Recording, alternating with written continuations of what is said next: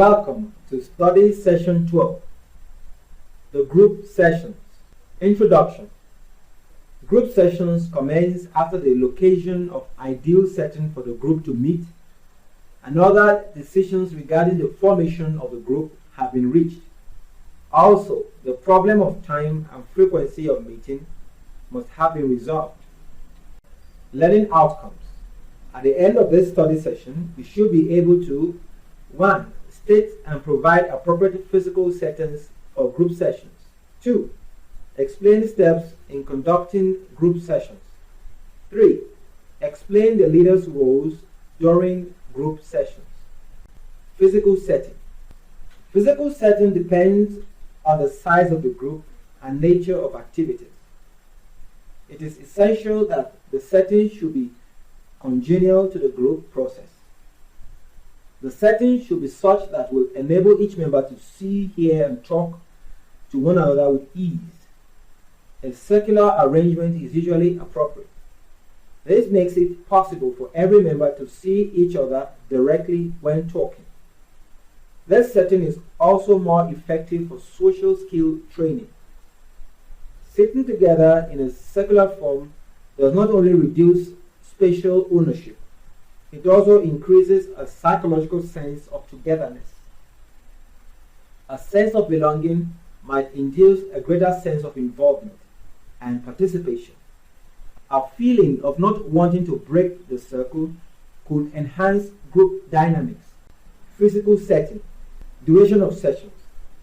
The duration of the session vary and may be determined by the group leader and the members in the group. The sessions may last from half hour, 30 minutes, to days as in marathon groups. The group may also decide to meet for a short time, about 30 minutes, twice a week. The length of the sessions may be arranged to terminate with the breaks in each respective school's calendar, that is, at the end of term or semester. Time and frequency of meetings. The nature of the problem to be discussed by the group will determine the time and frequency of meetings in group guidance and counseling. Sometimes, in the school setting, the principal may prefer group counseling sessions to be held during breaks or after regular school hours. This may affect the time and frequency of meetings. The group leader or counselor may need to work out a convenient time with other school administrators. First meeting. The first session is crucial to the successful development of the group. This is when members get to know about one another and the leader. During the first meeting, the roles of the leader and the group members will be defined and perhaps group norms explored and suggested. The group leader, after the general introduction of himself and group members, may highlight the expected group behavior, such as confidentiality, self-disclosure, getting and giving feedback, and giving support to members. The group members may be anxious and hesitant during the first meeting. If a situation like this occurs, the leader has to make them more relaxed. He can achieve this by encouraging the group members to give their names, their nicknames if any, a brief description of what they do, reasons for participation in the group, etc. Group members will also be given opportunity to respond or express any observation about any topic. Response from members has to be voluntary. Inherent dangers of the first meeting. Domination by a group member.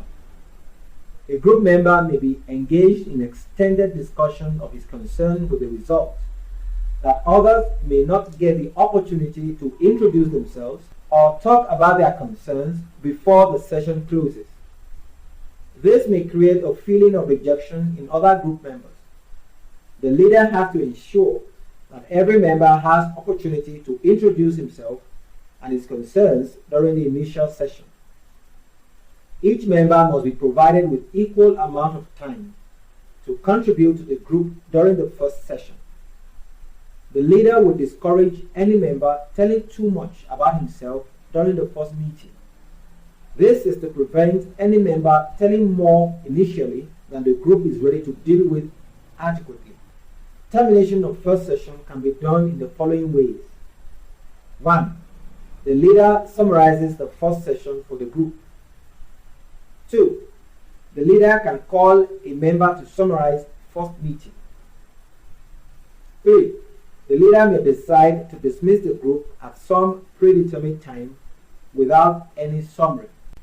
Before the group disperses, time for the next session has to be fixed.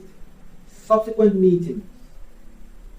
During subsequent group meetings, the group leader demonstrates his expertise while the group members help each other to grow.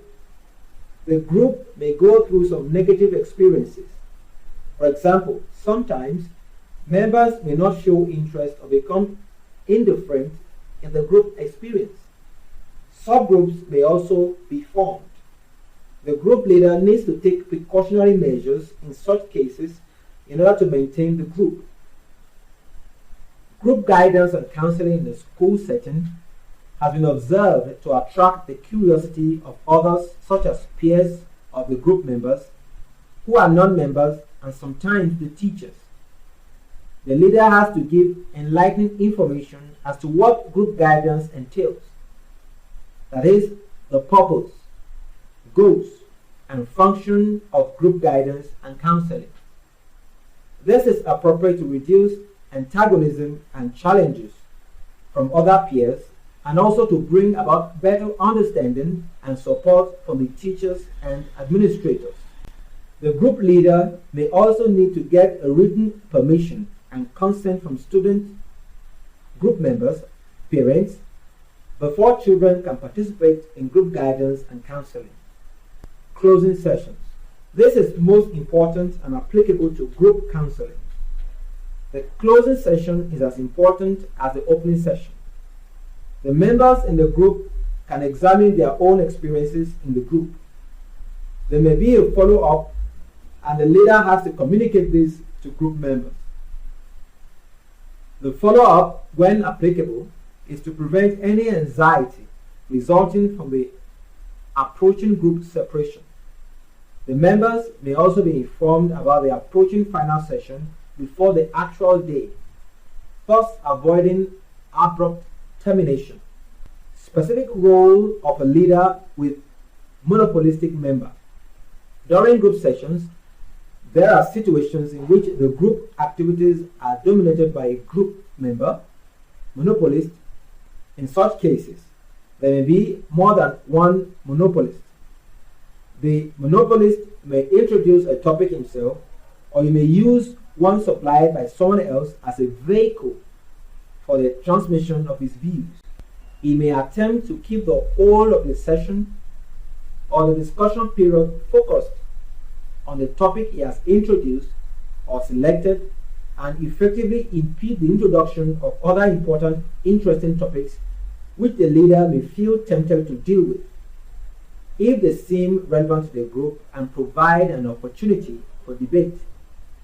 Other members may tolerate or even enjoy this for a time, but eventually they will feel that they are being bypassed and excluded from the discussion. The leader must have a practical technique for dealing with this kind of behavior.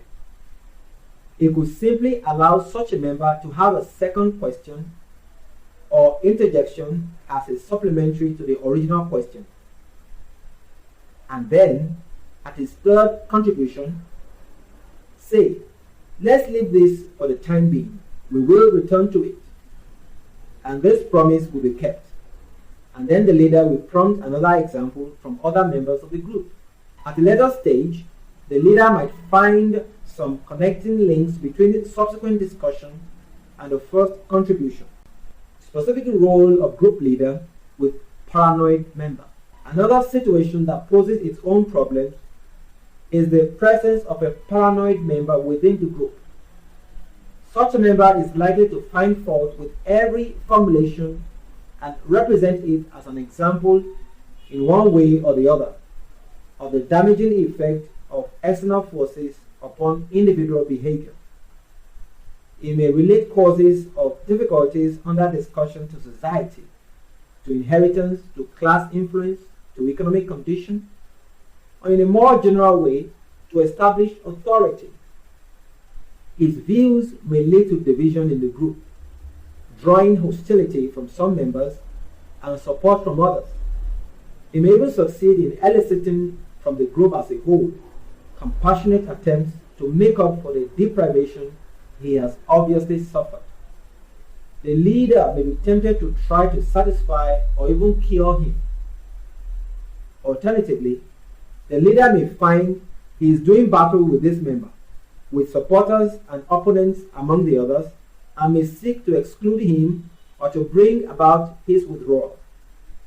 If this member were to withdraw because of action taken by the leader alone, it is likely that another will take his place. This is because his behavior must have meaning for the other members who permit it and those who oppose it, and may represent some aspect of their situation that they wish to have expressed. Besides, other members may look upon such a member as valuable to their proceedings. The paranoid member can challenge the leader's statements and is able to prevent an easy and shallow acceptance of the points which the leader puts across, especially in group discussions by the majority. Such a person must therefore be listened to because some of his contributions might be valid, and the leader must be prepared to be surprised at the validity of some of these members' contributions and the comparative inappropriateness of some of his own.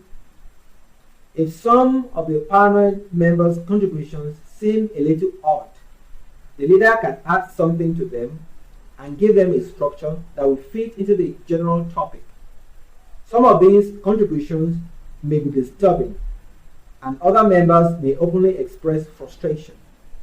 The leader will have to repair the situation by remarks which also add something to it, such as yes, yes, and, but never, yes, but.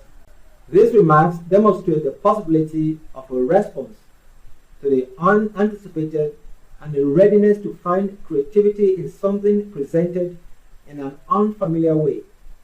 The leader's tolerance is in the long run reassuring to the other members of the group. Summary of study session. In this study session, you have learned that 1. The physical setting for group session include first, subsequent, and closing meetings. Physical setting must be congenial to group process. During the first meeting, members get to know themselves and set group norms, and roles of the leader and group members will be defined. 3. Duration, time, and frequency of meetings vary, mostly according to the nature of the problem to be discussed. 4. The leader during each session should make sure that each member has equal opportunity to talk and contribute to group activity. In case of a paranoid member, the leader has to be tolerant and give structure to his paranoid contributions. We have come to the end of study session 12. Thanks for listening.